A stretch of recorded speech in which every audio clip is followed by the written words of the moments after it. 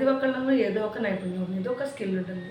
ఆ స్కిల్ని పేరెంట్స్ ఖచ్చితంగా గుర్తుపట్టి దాన్ని వాళ్ళలో ఇంకా దాన్ని తీర్చిదిద్దాలి ఆ నైపుణ్యాన్ని. ఎందుకంటే మన పిల్లలు చదువుతారు, కాకపోతే లైఫ్లో ఆ చదువు, వాళ్ళు చదువుకున్న సర్టిఫికెట్స్ ఎంతవరకు ఉపయోగపడతాయి అనేది మనకు పూర్తిగా రేపు ఫ్యూచర్లో మనం చూడలేం కదా.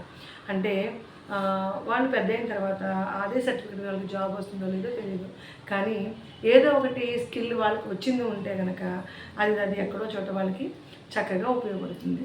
అయితే ముఖ్యంగా కొంతమంది పిల్లలు బాగా పాటలు పాడతారు, అలాగే కొంతమంది మంచి ప్లేయర్స్ ఉంటారు, అలాగే కొంతమంది కంప్యూటర్స్ మీద బాగుంటారు, కొంత టెక్నికల్ వర్క్స్ బాగుంటారు, కొంతమంది ఫుడ్ చేయడంలో బాగుంటారు. ఇలా వాళ్ళకి ఇంట్రెస్ట్ ఉన్న దాని మీద ఇంకొంచెం వాళ్ళ స్కిల్స్ని ఇంకొంచెం మెరుగుపరిచి వాళ్ళకి ఫ్యూచర్లో ఎప్పుడైనా ఉపయోగపడేలాగా మనం చేయడం అనేది లేకపోతే వాళ్ళు నేర్చుకోవడం అనేది ఈరోజు దాని మీద అవేర్నెస్ తెచ్చుకోవడమే ఈరోజు స్పెషల్.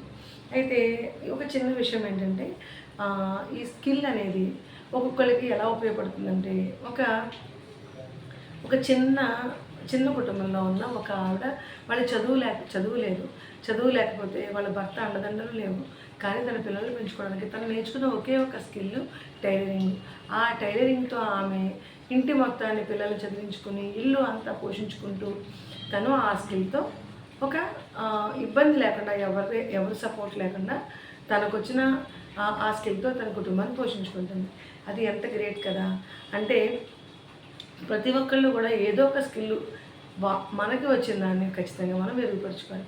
కొంతమంది పాటలు పాడడం చాలా బాగా వస్తుంది, అయితే ఆ పాటలు ఇంట్లో కూనరాగాలు పాడుతూ టైం పాస్ చేసేస్తారు. అంటే వాళ్ళకి అది అవసరం, కానీ అదే చాలామంది ఆ గొంతు బాగున్న వాళ్ళు, పాటలు బాగా పాడేవాళ్ళు, వాళ్ళు బిలీనియర్స్ అవుతారు. వాళ్ళకున్న ఆ నైపుణ్యాన్ని మెరుగుపరుచుకుని వాళ్ళ లైఫ్లో దాన్ని ఒక కెరీర్గా మలుచుకుంటారు. అలాగా ప్రతి ఒక్కళ్ళలో ఏదో ఒక స్కిల్ ఉంటుంది కదా, ఆ స్కిల్ని కూడా అది యూజ్ చేసుకుని మనం మన కెరీర్ని మలుచుకోవడం ఎంతో అవసరం అన్నమాట. అంతేకాకుండా చాలామంది కొంతమంది ఆడపిల్లలు హిందీ అంటే చాలా ఇష్టపడతారు. అందుకని పేరెంట్స్ వాళ్ళు చదువుకునే రోజుల్లోనూ హిందీ ఎగ్జామ్స్ అన్నీ వాళ్ళు సరదాగా చక్కగా ప్రతి సంవత్సరం రాయిస్తే వాళ్ళు హిందీ పండిట్స్ అయ్యి మంచి వాళ్ళకి ఇష్టమైన హిందీ టీచర్ జాబ్లోకి వెళ్ళొచ్చు. అలా ఏదైనా సరే చిన్నప్పుడు కొన్ని నేర్చుకోవాల్సినవి పేరెంట్స్ గుర్తెరిగి వాళ్ళకి నేర్పించవచ్చు. కొన్ని వంశపారంపర్యంగా వచ్చే స్కిల్స్ ఉంటాయి.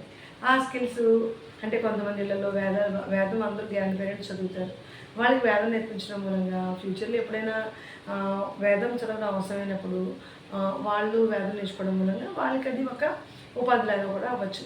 అలాగే కొన్ని గోల్డ్ ఆర్నమెంట్స్ బాగా చేస్తారు, అలాగే కొన్ని కార్పెంటింగ్ వర్క్, అలా ఎన్నో రకాల వర్క్స్ కొంతమందికి మాత్రమే వచ్చే వర్క్స్, అవి ఇంట్లో గ్రాండ్ పేరెంట్స్కి వచ్చిన ఫ్యామిలీలో ఉన్న ఆ వర్క్ ఆ స్కిల్స్ని ఖచ్చితంగా మన పిల్లలకి దాని ఒక గిఫ్ట్గా ఇవ్వగలగాలి.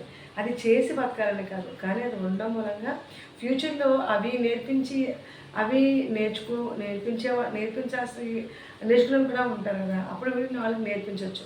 సో అలాగే ఏ స్కిల్ని ఏ కళని కూడా మనం ఎట్టి పరిస్థితులను ఆ తరంతో వదిలేయకూడదు. నెక్స్ట్ జనరేషన్ మనం ఆ స్కిల్ని ఖచ్చితంగా ఇవ్వాలి.